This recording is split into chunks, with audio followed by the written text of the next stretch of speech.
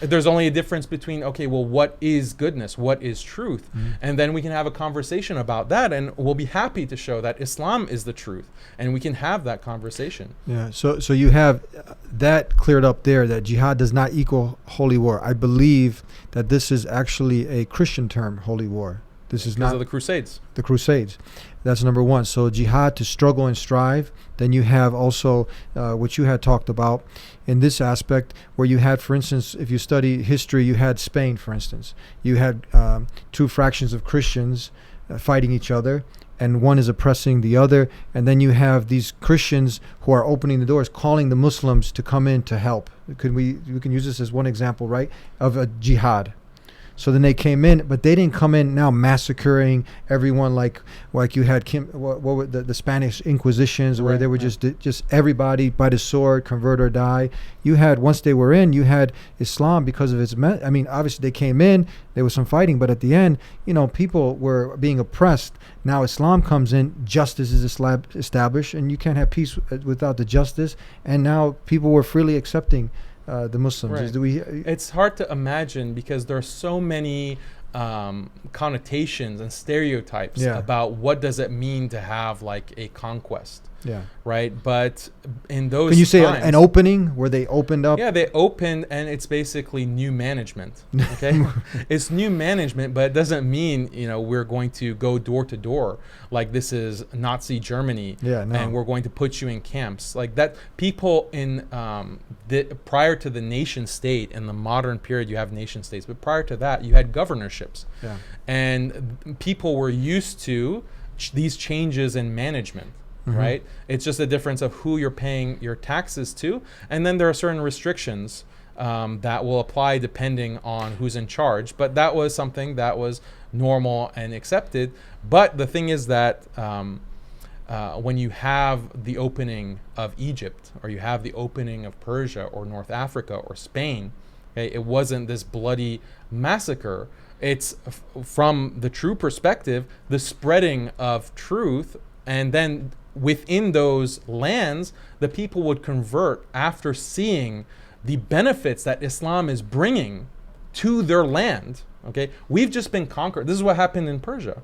Okay, we've just been conquered by these Arabs, and we have a natural aversion because of racism to Arabs. This is the Persian Empire. But then after a generation or two, we see, wow, Islam has prohibited fornication. Islam has prohibited adultery. Islam has prohibited incest, which was a big practice with the Zoroastrians prior to Islam. Islam is bringing peace. Islam is bringing family cohesion. Islam is bringing a strong community that is oriented toward God, towards loving and worshiping God. We're experiencing all of these benefits in terms of our material, in terms of our character, in terms of justice. Islam comes and prohibits usury, interest, right? Something that is such an evil, social evil that oppresses. Islam is coming and abolishing it. The Quran is abolishing it. So then this is the truth. Like this, compare what we have now under new management with what we had before. Okay, then this is how that entire region became Muslim. And some of the greatest scholars of Islam, Sunni Islam, were coming from Iran, from Persia.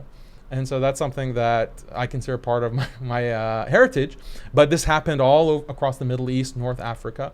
And there's nothing that, as Muslims, we should be ashamed of that. In fact, we have to be proud of that history and that heritage. Yeah, moving on to the next, but just reiterating this point, like that many people, for those that know, but for those that don't know, you had those clear guidelines. Even when the opening offensive or whatever battles were taking place before the Geneva Convention, you had the example of the Prophet ﷺ, who was sent as a mercy to mankind, where there was a clear, if you're going to engage in battle, the restrictions, again, killing innocent women, children, monks in their places of worship, or harming people who are not engaged in the battles, these kind of things, this was unknown at that time. I mean, there was because people think like Mongols coming in, everybody's dying, pregnant women, every rape and all that. This is something the antithesis of Islam, to see those rules of engagement so clearly laid out, even before the Geneva Convention.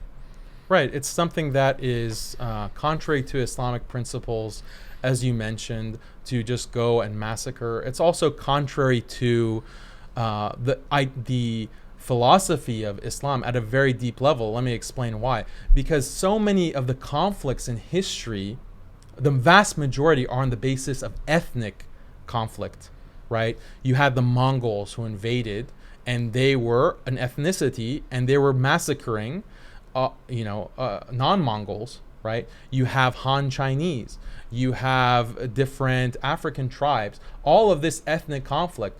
In Europe, the history of all of the wars, many of the wars were based on the basis of ethnicity more than religion. But Islam is not an ethnicity.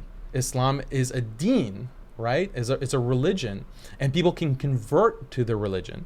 And so actually from a material point of view, even if you take out conception of God and religion out of it, even from a purely materialistic standpoint, it would be contrary to the logic of Muslims to kill non-Muslims. Why? Because you want them to convert eventually, and then they're part of your army. They're part of your empire. And so your empire is growing, right? And you're getting that kind of growth in numbers, which is so important in pre-modern times, because whoever has the biggest army is going to win, right? Is going to win the battle, and mostly it's a numbers game. So you want as many people as possible to become Muslim. It doesn't matter if you're black, white, whatever race, right? Whatever ethnicity, you're coming in. So it's contrary to the philosophy. But if you have an ethnic-based philosophy, that we have a certain race, white, black, Asian, whatever, then no, we have to kill the non-whites because they might start reproducing, and then their army is gonna. If we like beat them once, and we don't massacre them all, then they're going to start having kids. They're going to have babies. Then their army is going to grow. Yeah. Their ethnicity is going to grow, and then they're going to take their revenge. Yeah. So from an ethnic basis, no, we have to massacre as many as we can. And this is what you saw. We have to rape as many as we can. And this is what you've seen in the greatest genocide after World War II in Bosnia, where my family's from. This is what was happening: nationalistic wars, things like this. This with the Serbs, of course.